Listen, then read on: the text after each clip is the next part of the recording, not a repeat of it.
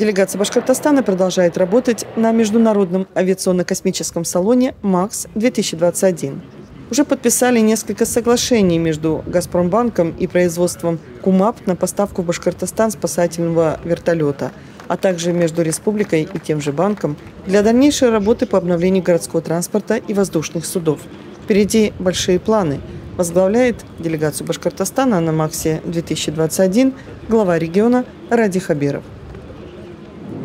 Здравствуйте. Приветствую. Приветствую. Здравствуйте. Здравствуйте. Здравствуйте. Сейчас начнем шоу, у нас специально подготовлено. Давай запускай тогда. Да, большой ролик. Можно подойти тогда, там будет хорошо видно, большой экран. Да.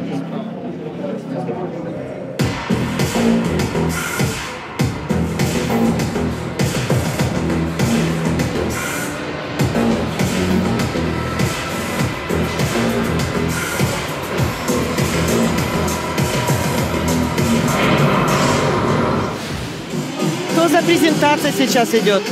Сейчас презентация новых продуктов Ростеха, боевые машины, боевые установки.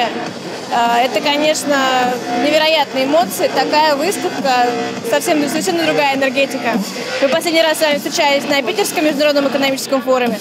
Так вот здесь совсем другое направление. И здорово, что мы впервые в этом году здесь установили наше шале с нашими компаниями. Я думаю, что через 2 года мы будем более яркими представителями на МАКСе 2023. То есть вот то, что мы сейчас видим, это наработки нашей башкортостанской компании? Нет, это Ростех. Это наработки группы компаний Ростех. Частично есть некоторые наши наработки, но не во всех. Понятно. Спасибо огромное. Спасибо.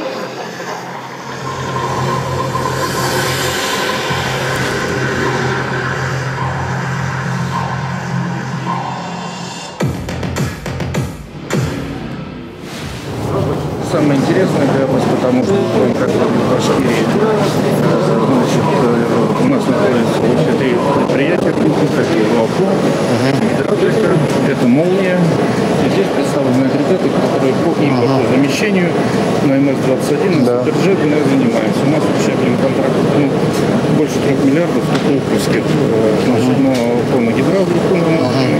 Вот, они участвуют в ключевых системах, кто занимается разработкой системы электроснабжения и на МС-21, и на Суперджет. Гидравлика занимается системой агрегатом гидравлической системы на Суперджет. Молния, там, блоки кислородной защиты. Вот это вот поповская продукция, трансформаторно-выпрямительное устройство. Оно идет и на Суперджет, и на МС-21. Такой же идет на Л-112. Откатанная уже, да? Да, это уже влетели. Рукава мы со следующего года будем гидравлику поставлять уже серийно на Суперджет. Это агрегат системы пожарной защиты, фильтра гидравлические, опять же, гидравлики. Ну, это электропривода, рукава, огнестойкое, огнепрочное исполнение, огнестойкая, значит, 1100 градусов, там сама второпластовая трубка, а все остальное в оплетке и огнегасящим составом. Это блок регулирования защиты, блок управления нагрузками, такой же блок регулирования защиты управления. Генератор на К-62 СТГ-9В. Ну, это продукция всяческая. У нас тут есть специальная, значит, вот можно посмотреть, специальная барышня будет нам рассказывать относительно. Трансформаторно-выпрямительное устройство является частью вторичной системы. Характеристики. Опять же, блок регулирования, фильтра разнообразные, кислородные баллоны. Вот как трубка выглядит, не обработанная, ничего, просто трубочка выдерживает 1100 градусов. Металлическая сетка, да, у нее? Она оплиткой вокруг металлической камеры.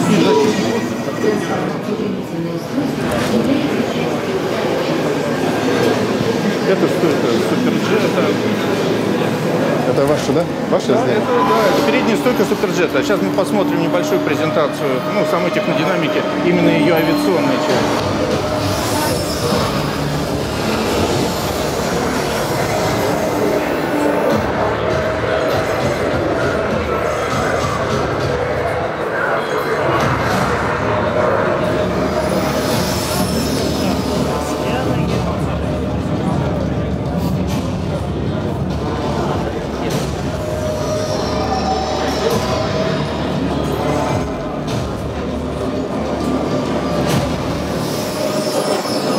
вообще это космос как. Молниевский блок.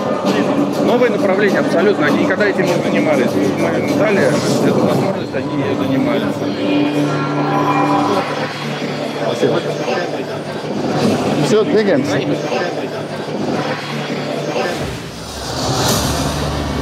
У нас еще есть шоу парашютное. Там тоже очень живой парашют Беркута. Это аналог Стайра. Соответственно, он позволяет десантировать с 8 километров.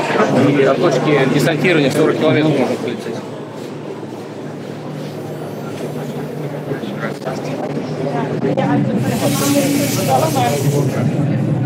А, вот он.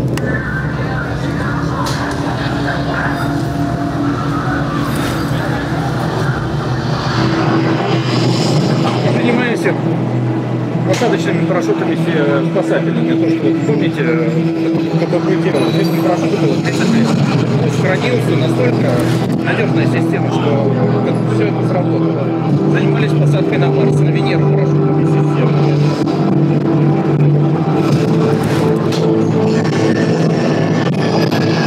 Это десантные парашюты, массовое десантирование, то есть 1000-2000 человек, это вполне нормально.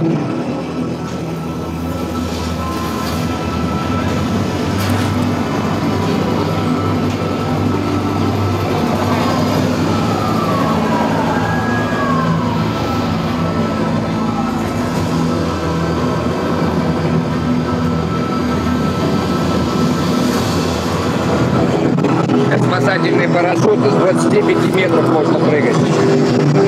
Для неподготовленного человека, ну, в здании, когда горит и так далее.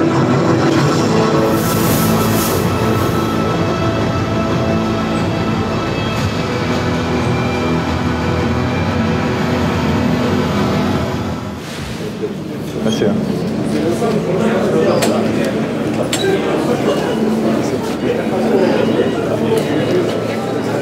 Дерзайте. Молодцы.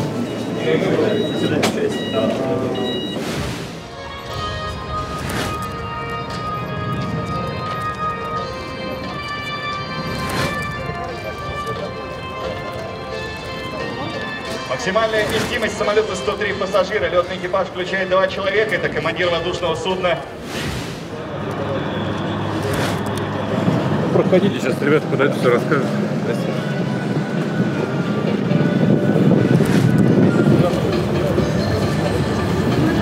Руководитель как раз подразделения, которое занимается электрическими и гибридными силовыми установками, ну и взаимодействует с ребятами из УГАТУ. Вот мы совместно с УГАТУ сделали электрическую силовую установку для такого легкого самолета. Электрический двигатель, система управления, блоки аккумуляторов. Вот аккумулятор, да? Да, это аккумулятор. Сколько весят они? Здесь сейчас они весят 120 килограмм. А, нет, там еще, да? Да, хватает на полчаса полета и 10 минут в резерве. В принципе, для этого самолета мы можем просто увеличить еще объем аккумулятора и сейчас свободно летать только на аккумуляторах. Летчик летал, говорит, отлично, вообще, ни вибрации, шум минимальный только от пропеллера. А сколько весит он весь? Весь аппарат, максимальная взлетная масса 650 килограмм. Это с 2 пассажирами? Или? Да, с 2 пассажирами. То есть, если вот мы все аккумуляторы поставим, чтобы сейчас летать 2 пассажира, 650 килограмм. В чем управление? Просто оттуда. Да, включаем, да. ручку и полетел. И реле получается, да? Там, да, там. Если ряд не относится к Нет. Я посмотрю просто. Он самолетик старенький, 20 лет ему, но вон как. летающая лаборатория, но вполне. Это не для вашего роста, Радифович, похоже. Да, мне там ноги не поместятся. А для чего такие вообще нужны? Это для обучения, для таких развлечений, но для обучения очень много Это в любом случае определенный этап на пути к электрическому самолету, да? Нормальному, там, широкофюзеляжным, там, узкофюзеляжным. Это просто этап. Да. Научная апробация и так далее. Вот у нас сейчас на аккумуляторах, а в следующем году это будут водородные топливные элементы. А когда-то будут аккумуляторы, которые раз в 10 легче будут весить? 10 раз. Нет, да? Не будут, но к концу, вот к 30-му году обещают 2 раза. Уже в 2 раза легче. Отлично.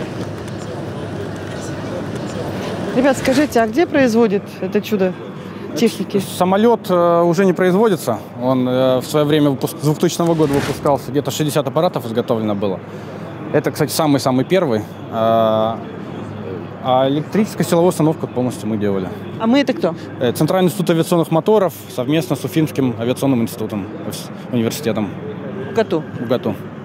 Понятно. То есть мы ваши партнеры? Да. Нормальные партнеры? Да, отлично, нам очень нравится. Это не один проект, у нас еще стоит летающая лаборатория Як-40, он прямо на входе возле аэробусов. Там мы на базе самолета Як-40 сделали летающую лабораторию. В носовой части у него электродвигатель сверхпроводящий, а в хвостовой части стоит газотурбинный двигатель с генератором. Вот генератор мы полностью как раз делали с УГАТУ. И уже их несколько версий, генератор очень хороший получился. Представьтесь, пожалуйста. Варюхин Антон Николаевич, директор исследовательского центра гибридных электрических силовых установок Центрального института авиационного моторостроения. Спасибо огромное. Спасибо.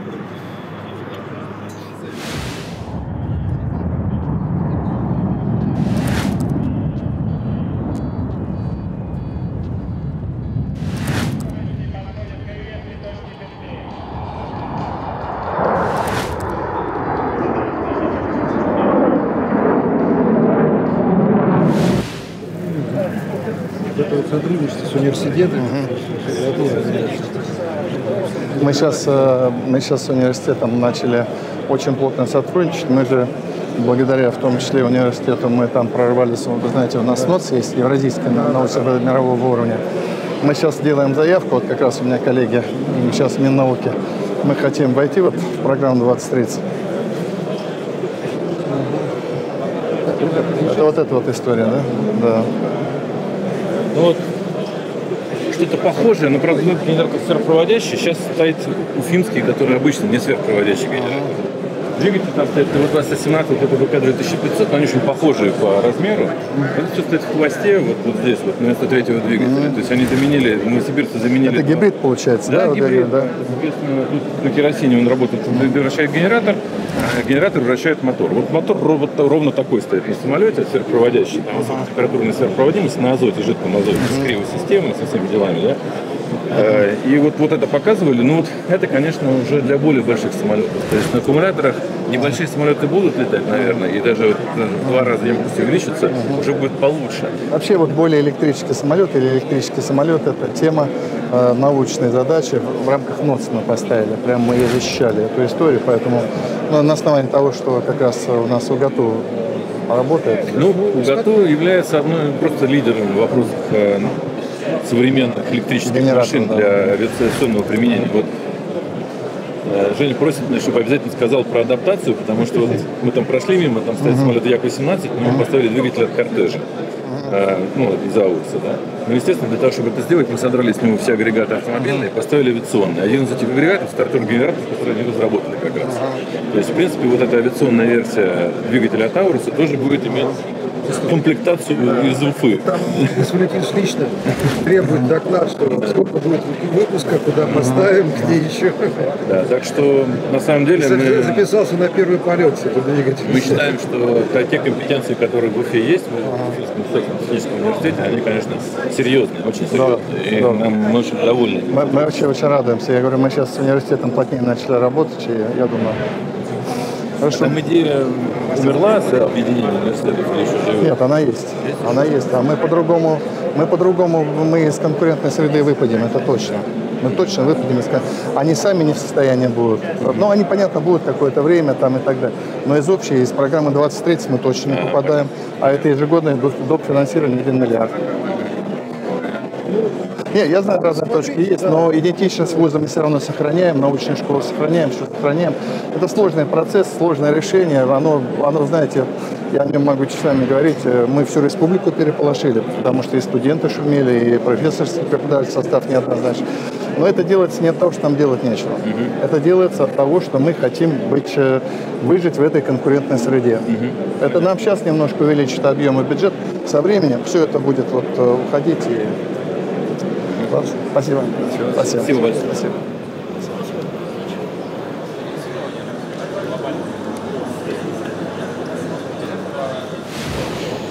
Объясните нам, пожалуйста, мы не все слышали. Что сейчас и кто презентовали главе? Дутов Андрей Владимирович, директор НИИ Жуковского, это бывший замминистра промышленности. Сейчас он руководит всеми исследованиями авиационной отрасли России. И Гордин Михаил Валерьевич, директор ЦАМа. презентовали гибридную силовую установку, которая делается ЦАМом совместно с УГАТУ для ближних самолетов с посадочным ставом 9-14. Причем этот проект вчера поддержал президент в своей речи. Он сказал, что гибридные электрические технологии – это все. И вот это все это делается в УГАТУ, разрабатывается нами и ставится здесь. Отлично, спасибо огромное. Новейшие самолеты рождаются здесь. Будущее рождается здесь. Рождается в Уфе. В Уфе? А переходит сюда. Спасибо огромное, спасибо.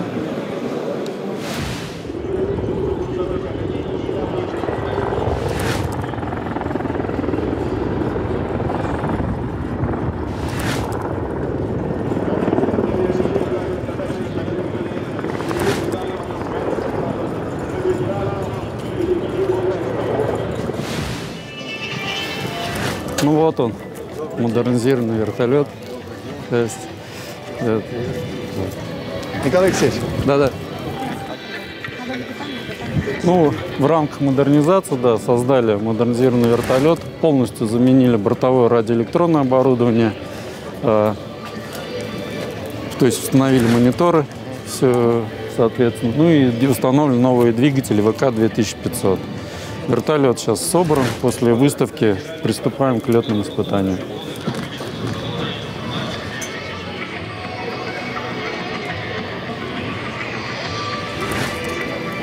Данная машина оборудование подвеска внешнегрузовой, то есть на подвеске 5 тонн, может воду таскать и грузы.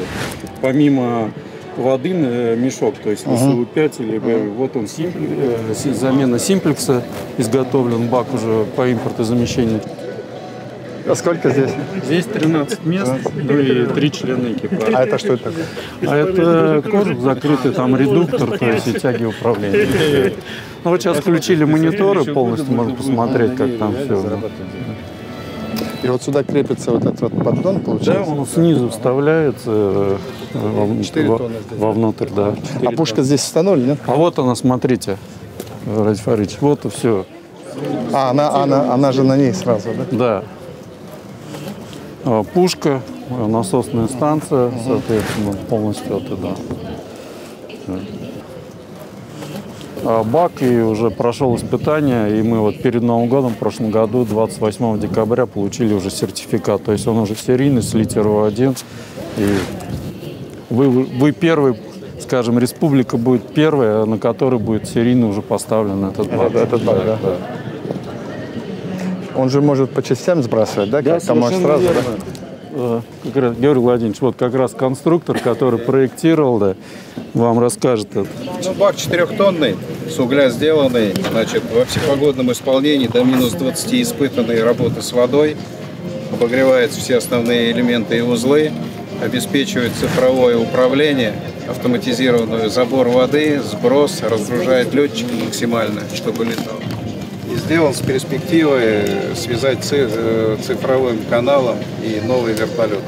То есть это как бы третий этап вот, модернизации этого вертолета. То есть мы связываем единое цифровое целое, машину, летчика, бак, и обеспечивается даже автоматический завод на тушение пожара при координатах и все прочее. Да. Молодцы. Но американцы такого не имеют. То есть это мы продадим. Да. Задорого.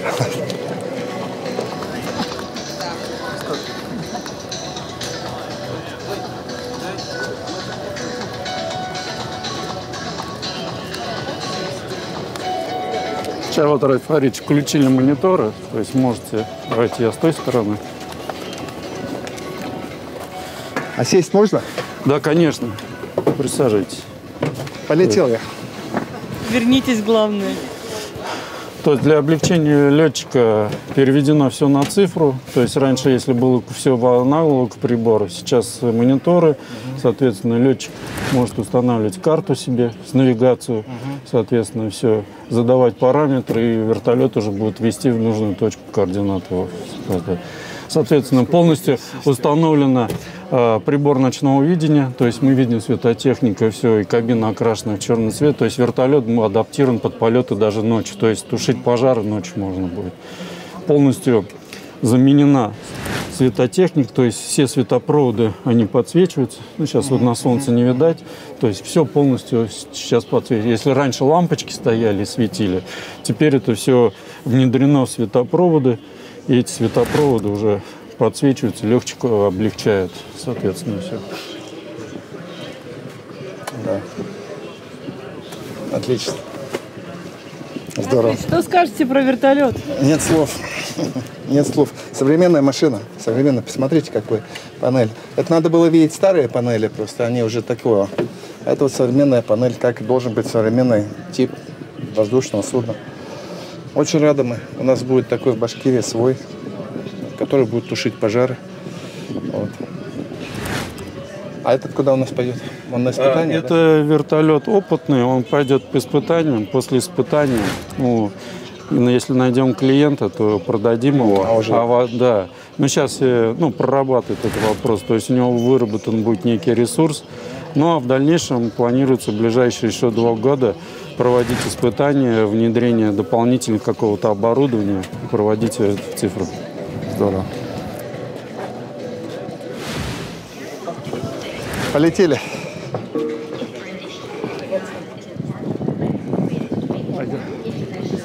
Ну и здесь вот, Раиль Фаридович, вот 226-й, это он производство Улан-Удэ, но совместно с КУМАП все это сделано.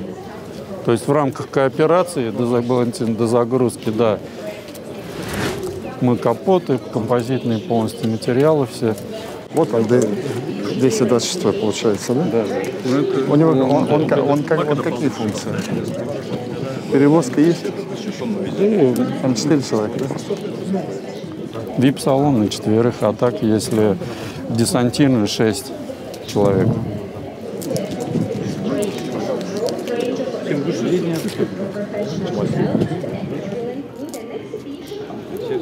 А это не наш уже, да, Раиль? Нет, с участием КУМАПО. Это тоже линейка наша, К-226. У нас в отношении этого вертолета тоже есть свои определенные планы, чуть попозже расскажем.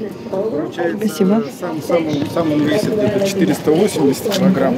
Пассажиры мы берем из расчета 6 там или 5? Здесь 6. 80 килограмм в среднем мы берем на пассажира.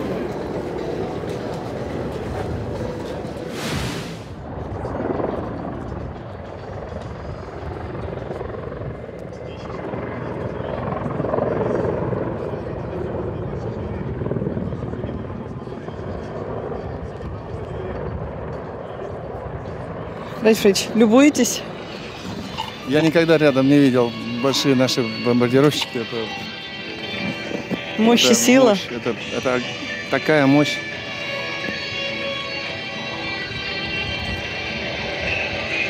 И вообще очень красивая. Вообще с таким твердым убеждением, что авиастроение есть у нас. Ну еще и на таком вот великолепном авиасалоне, и мы со своими наработками. Это же большая гордость.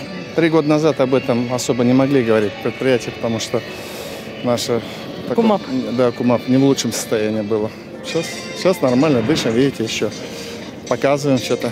Вертолет он какой, модернизированный. Да. А что впереди, Раиль Фаридович?